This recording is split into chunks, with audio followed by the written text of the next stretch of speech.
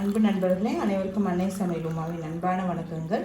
இன்னைக்கு அன்னை சமையலில் பார்க்க போகிறது எலுமிச்சை புதினா ஜூஸ். இது உடம்புக்கு ரொம்ப நல்லதுங்க. வெயில் காலத்துக்கு இதை நீங்கள் கண்டிப்பாக எடுத்துக்கலாம்.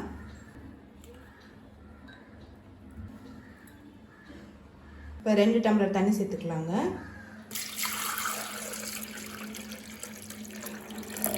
கொஞ்சம் புதினா சேர்த்துக்கலாம்.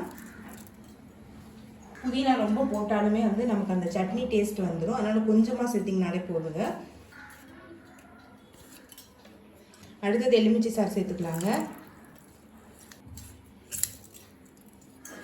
நான் 2 லெமன் சேர்த்துருக்கேங்க.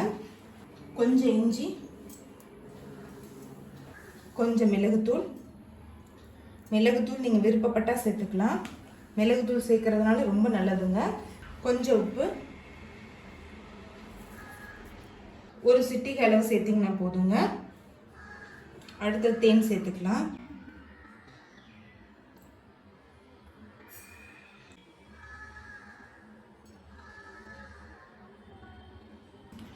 நான் சக்கரை சேர்க்க போகிறதுங்களா, தேன் கூடுதலாக 2 டேபிள் ஸ்பூன் அளவு சேர்த்துருக்கேன்.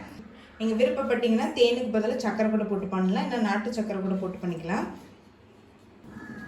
கொஞ்சம் ஐஸ் க்யூப் சேர்த்துக்கலாம். இப்போ இதை அரைச்சிக்கலாங்க. இப்போ அரைச்சாச்சுங்க. இதை நீங்கள் அப்படியே குடிச்சிக்கலாம், அப்படின்னா நான் வடிகட்டி கூட குடிச்சிக்கலாங்க. இப்போ இதை வடிகட்டிக்கலாம்.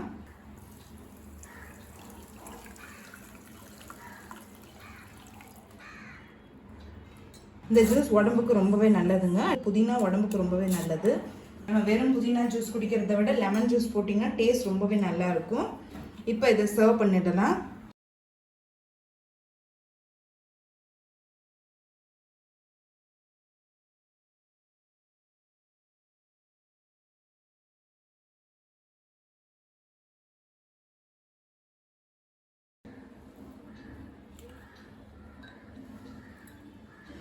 எலுமிச்சை புதினா ஜூஸ் ரெடி ஆயிடுச்சுங்க. சர்வ் பண்ணிடலாம். இப்போ சுவையான எலுமிச்சை புதினா ஜூஸ் ரெடி ஆகிடுச்சு. ரெசிபியை ட்ரை பண்ணி பாருங்கள், கண்டிப்பாக உங்களுக்கே பிடிக்கும். ரெசிபி பிடிச்சிருந்ததுன்னா வீடியோவை லைக் பண்ணுங்கள், கமெண்ட் பண்ணுங்கள், ஷேர் பண்ணுங்கள். இது வரைக்கும் அன்னை சமையல் சேனலை சப்ஸ்கிரைப் பண்ணாதவங்க சப்ஸ்கிரைப் பண்ணுங்கள். தேங்க்யூ.